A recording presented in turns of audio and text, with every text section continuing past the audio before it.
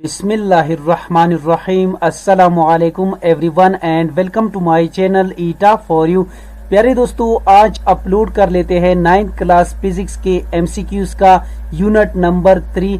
तो चलिए वीडियो को शुरू करते हैं। वीडियो को शुरू करने से पहले अगर आप मेरे चैनल पर नए हो तो प्लीज मेरे चैनल को लाइक कीजिए, सब्सक्राइब कीजिए और ज्यादा से ज्यादा शेयर कीजिए। इसमें यूनिट नंबर 3 है डायनामिक्स। इस यूनिट के आखिर में जो एक्सरसाइज है इसमें हमारे साथ क्वेश्चन नंबर 1 है। अ 30 kg object is supported from roof such that tension and the roof is equal to its weight. The weight of the object is।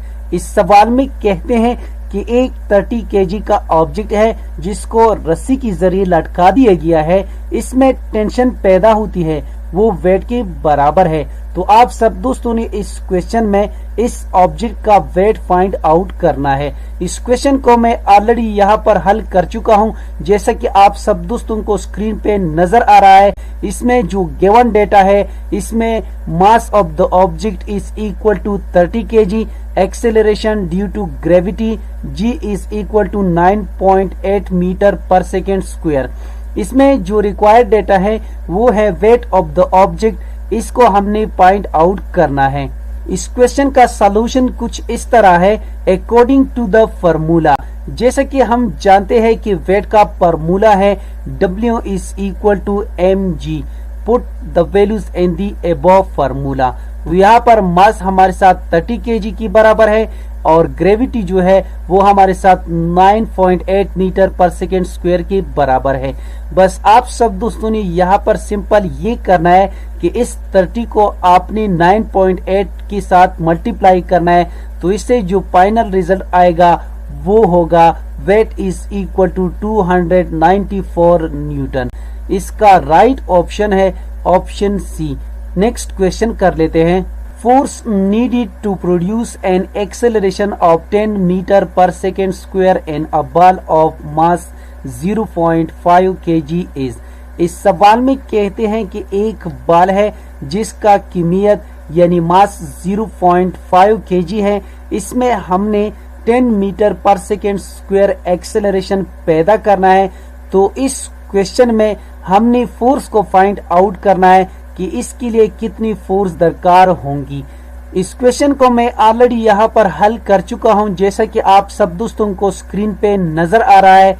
इसमें गिवन डेटा जो है वो है mass of the ball is equal to 0.5 kg, acceleration है 10 metre per second square. इसमें required data जो है वो है फोर्स। इसको हमने फाइंड आउट करना है। इस क्वेश्चन का सॉल्यूशन कुछ इस तरह है। एज वी नो दैट, जैसा कि हम जानते हैं फोर्स का जो फार्मूला है यानी फोर्स बराबर है ma यानी मास ज़रबे एक्सेलरेशन के। तो यहाँ पर आप सब दोस्तों ने सिंपल ये करना है पुटिंग द वैल्यूज। यहाँ पर हमारे साथ मास 0.5 kg की बराबर है। इसके बाद मल्टीप्लिकेशन का साइन सेम आएगा और a यानी एक्सेलरेशन की वैल्यू जो है वो है 10 मीटर पर सेकेंड स्क्वायर।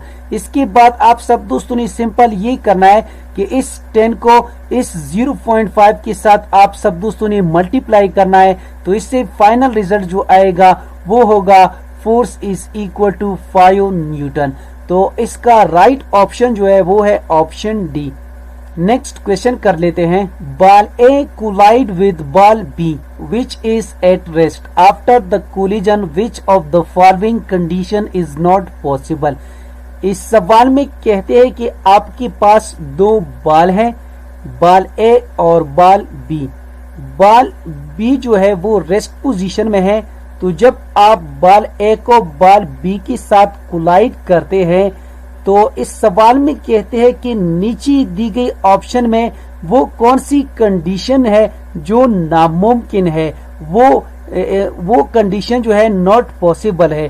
तो यहाँ पर अगर देखा जाए इसमें ये तीनों कंडीशन पॉसिबल है, लेकिन इसमें जो ऑप्शन डी है ये कंडीशन इसमें पॉसिबल नहीं है, क्योंकि जब बॉल ए को बॉल बी के साथ हम कोलाइड करते हैं तो ये दोनों रेस्ट पोजीशन में नहीं आते। तो इस लिहाज से यहाँ पर करेक्ट ऑप्शन यही है। नेक्स्ट क्वेश्चन कर लेते हैं। What is the mass of a car that is traveling with a velocity of 20 meter per second and a momentum of 22,000 kg metre per second?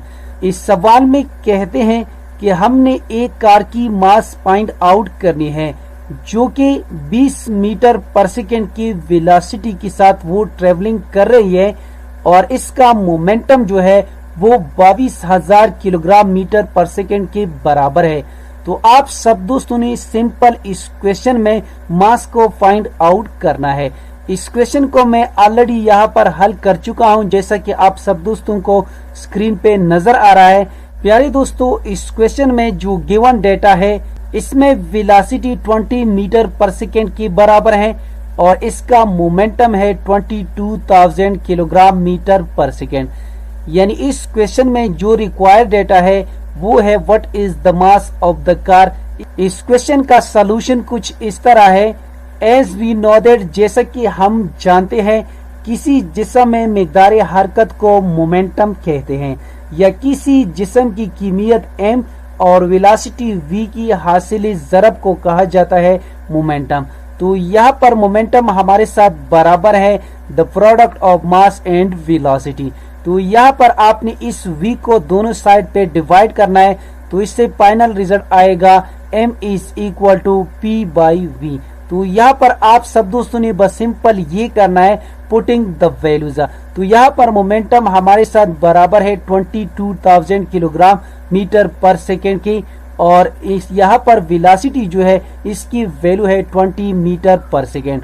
तो यहाँ पर आप सब दोस्तों ने 20 को यानी इस 22,000 किलोग्राम मीटर पर सेकेंड पे डिवाइड करना है, तो इससे फाइनल रिजल्ट आएगा m is equal to 1100 kg। तो इसका राइट ऑप्शन जो है वो है option D. An object at earth and taken to the moon should have. इस सवाल में कहते हैं कि एक ऑब्जेक्ट जमीन पर पड़ा हुआ है, अगर उसी ऑब्जेक्ट को हम चांद पर ले जाए तो उसकी मास और वेट में कौन सी तब्दीली होनी चाहिए। तो इसका राइट ऑप्शन जो है वो है option C, same mass less wait.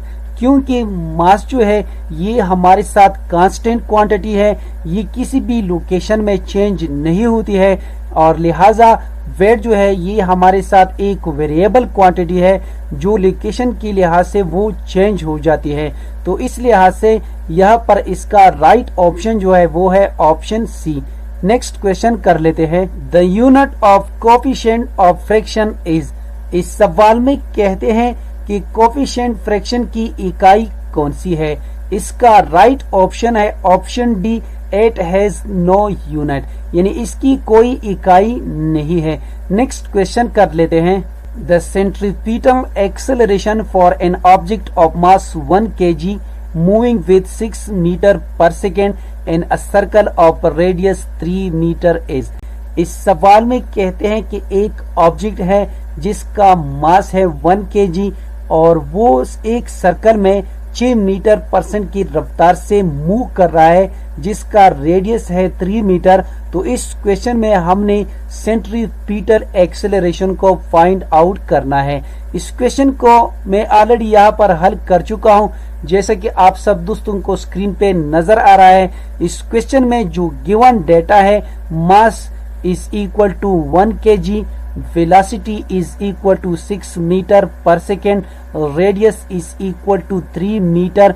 इसका रिक्वायर्ड डेटा जो है वो है सेंट्रीपिटल एक्सेलरेशन, इसको हमने फाइंड आउट करना है। इसका सॉल्यूशन कुछ इस तरह है, एज वी नो दैट, जैसा कि हम जानते हैं सेंट्रीपिटल एक्सेलरेशन जो है ये हमारे साथ बराबर है v square divided by r के। Putting the values in the above formula, तो यहाँ पर v स्क्वायर जो है ये हमारे साथ बराबर है 6 मीटर पर सेकेंड का होल स्क्वायर और इसके बाद डिवाइडेड बाई r, r यानी रेडियस जो है ये हमारे साथ 3 मीटर के बराबर है। तो यहाँ पर ये हमारे साथ है 6 स्क्वायर, तो ये बन जाएगा 6 6 36, तो डिवाइडेड बाई 3। तो यहाँ पर आप सब दोस्तों ने सिंपल ये करना है कि इस 3 को आपने 36 पे डिवाइड करना है, तो इससे फाइनल रिजल्ट आएगा 12 मीटर पर सेकेंड स्क्वायर। तो यहाँ पर इस क्वेश्चन में हमारे साथ जो सेंट्रीफ्यूगल एक्सेलरेशन है वो बराबर है 12 मीटर पर सेकेंड स्क्वायर के। तो यहाँ पर इसका राइट ऑप्शन है ऑप्शन बी। नेक्स्ट क्वेश्चन कर लेते हैं। How many times the centripetal force will increase if the mass of a body moving with uniform speed and a circle is double।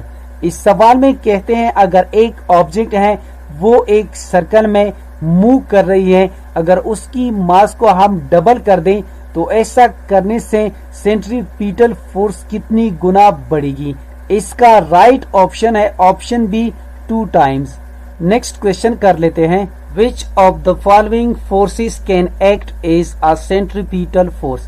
इस सवाल में कहते हैं कि नीचे दी गई ऑप्शंस में जो फोर्सेस हैं इनमें से कौन सी फोर्स है जो सेंट्रीपिटल फोर्स के तौर पर एक्ट कर सकती है। अगर टेंशन को देखा जाए ये सेंट्रीपिटल फोर्स है, फ्रैक्शन को देखा जाए जब कार जो है किसी मोड़ में यानी घूमती है तो यहाँ पर भी यानी सेंट्रीपिटल फोर्स प्रोवाइड होती है, ग्रेविटेशनल फोर्स ये भी सेंट्रीपिटल फोर्स के तौर पर एक्ट कर सकती है। तो इसका मतलब ये हुआ कि इसमें ये तमाम ऑप्शन ठीक है, यानी इसका राइट ऑप्शन है option D all of these. Question कर लेते हैं। An empty suitcase is placed in the middle of bus on its floor traveling at high speed. When the bus brakes suddenly, the suitcase slide forward। इसका right option है option B. Next question कर लेते हैं। In Newton's third law, the action-reaction pairs does not neutralize each other because they। प्यारे दोस्तों, अगर Newton third law को गौर से देखा जाए इससे ये बात बिल्कुल वाज़ेह है कि अमल यानी एक्शन और रद्द-ए-अमल यानी रिएक्शन की कुव्वत हमेशा पेयर्स की शक्ल में होते हैं और अमल यानी एक्शन जो है ये एक जिस्म पर असरअंदाज होता है जबकि इसका रिएक्शन दूसरे जिस्म पर, यानी एक्शन और रिएक्शन की कुव्वत ही कभी भी एक जिस्म पर अमल नहीं कर सकती। तो इस लिहाज से यहाँ पर इसका राइट ऑप्शन जो है वो है option B act on different bodies. यानी in Newton's third law the action reaction pairs does not neutralize each other because they act on different bodies.